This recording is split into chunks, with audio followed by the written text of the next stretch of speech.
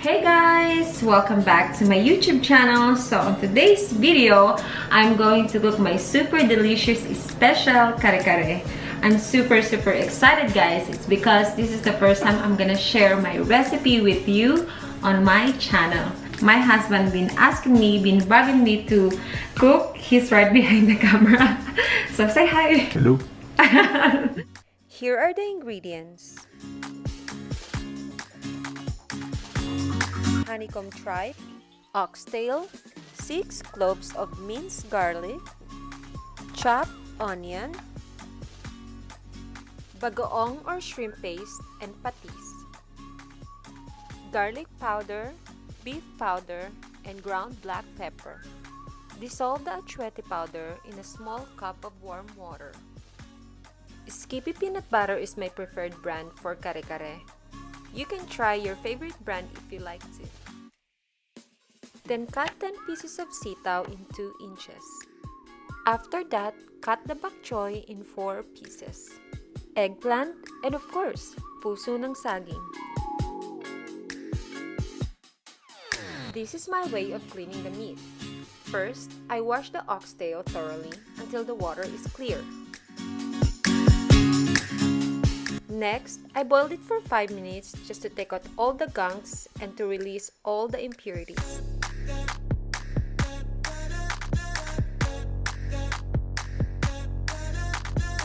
After boiling for 5 minutes, dunk the meat in the colander and wash it in cold water. Make sure to scrub the meat to take out all the excess impurities.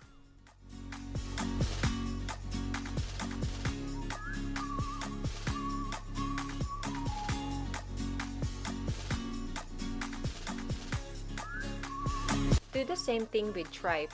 The only difference is I put 2 small slices of ginger into the pot. The ginger helps neutralize the funky smells of the tripes.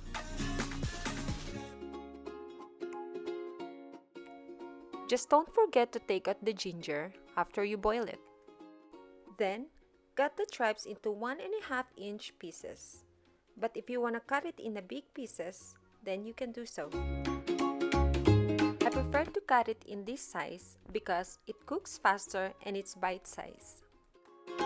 Guys, clean broth is as important as seasoning your food. After that, I'm going to boil the oxtail and the tripes in the same pot with a medium-sized onion for at least 1.5 hours.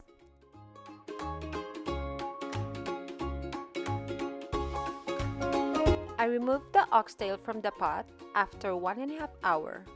I left the tripes behind to simmer for additional 10 minutes since it usually takes longer to cook. Another tip, kapag magkakat kayo ng puso ng saging at saka ng talong, tinuro to sa akin ng lola ko para hindi daw mangitim yung talong. Kasi usually, di ba, ang bilis niyang mangitim at saka ito, para mas maganda siyang tignan at saka mas presentable. I added salt in cold water to soak the eggplant and puso ng saging before blanching it.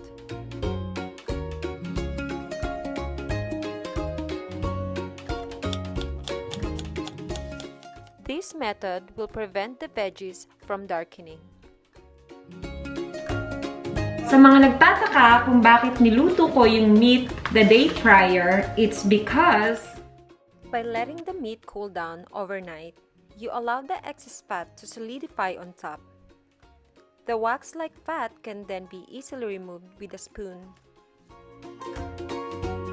we have clear broth. Look at that.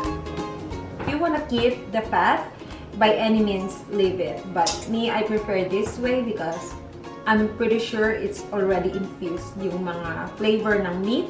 And so, let's go and cook. I put 2 spoons of virgin olive oil. If you're asking me why, no, I just prefer olive oil. And I'm going to put a lot of garlic kasi I really love a lot of garlic. Why I call this super special kare-kare because I'm sauteing the meat again. Add the onion and saute it till translucent.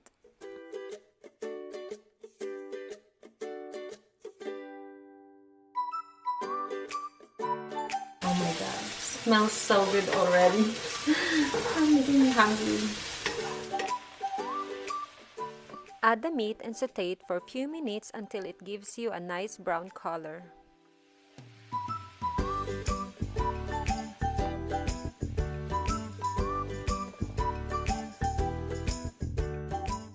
Put 1 tablespoon of bagoong. Yes, I know you might think that this is weird, but trust me on this one, guys. This will add another layer of flavor to your kare-kare. Guys, kung nagtataka kayo kung bakit ako naglagay ng bagoong, actually, na-discover ko lang siya. It was like an accident. Wala kasi akong patis. Sabi ko, if I put bagoong, mas masarap kaya siya. Actually, guys, sobrang sarap. I swear to you. Hindi kayo magsisisi. Try nyo lang. Wala namang mawawala.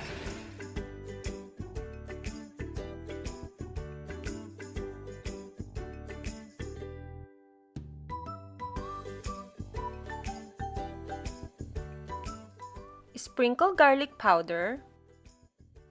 Add your nor beef powder or cubes. I sprinkled a teaspoon of sugar to balance it out with the saltiness of bagoong and patis, but this is optional.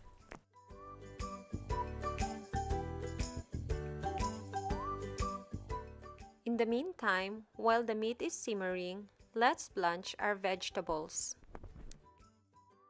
I blanched the sitaw for 2 minutes in boiling water and the pechay only for 1 minute.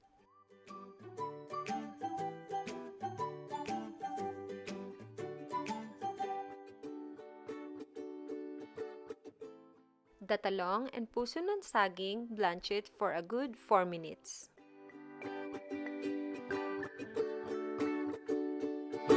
The meat now is ready for the achuete. Just mix it good. Guys, don't worry, we are almost done. And the star of the dish is here finally. Put 2 cups of peanut butter into the meat and make sure to stir it very gently until the peanut butter is well dissolved.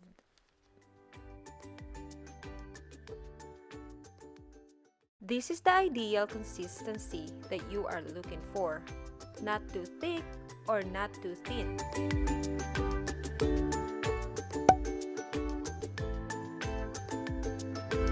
I turned off the heat and added the blanched vegetables at the end, but I left some for the garnishing later. Guys, I highly recommend trying this recipe.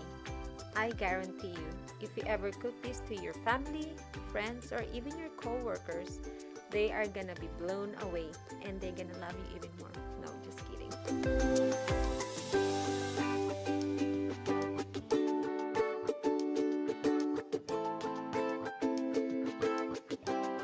And guys, nagtira pala ako ng extra na gulay kasi I'm gonna garnish it. So, guys, hindi ko ito itatapon. I'm not gonna throw this away because, ooh, oh my god.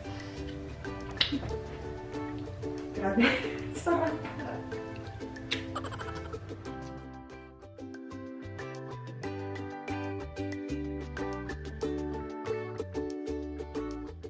Enjoy your food. Okay, I'm gonna try the tripe first. Okay. See, tripe and some rice. Do you put bagoong? Mm-hmm.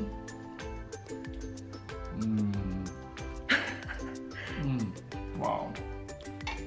Gotta see how tender the meat is. Whoa. Wow. Comes right off, baby. Look at that. Ooh. Oh my god. Look at that. Wow. That is super tender, Mama. Let's try the meat.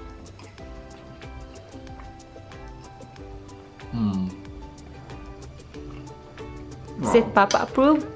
Way better, yeah. Way better than the one at the restaurant.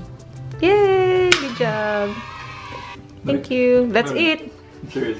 You make the best kare-kare I've ever had. Guys, From everybody. Restaurants, you're not biased, from right? other people, this is the best kare-kare.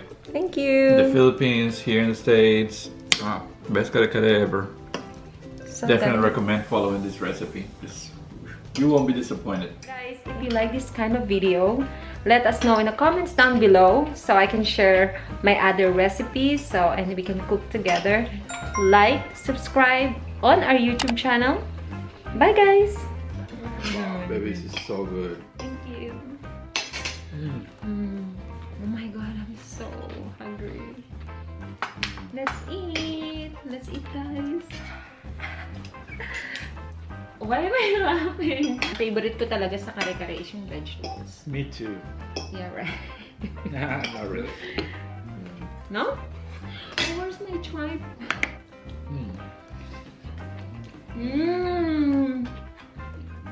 It's so tender, even the bone comes right up. Kakagat ko.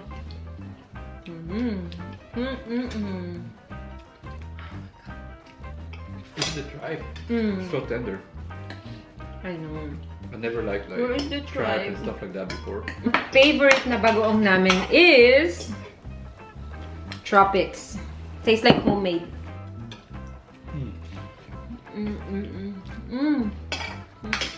Really good, babe. Thank you.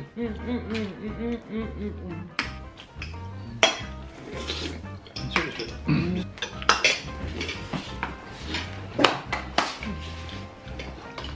Taksan!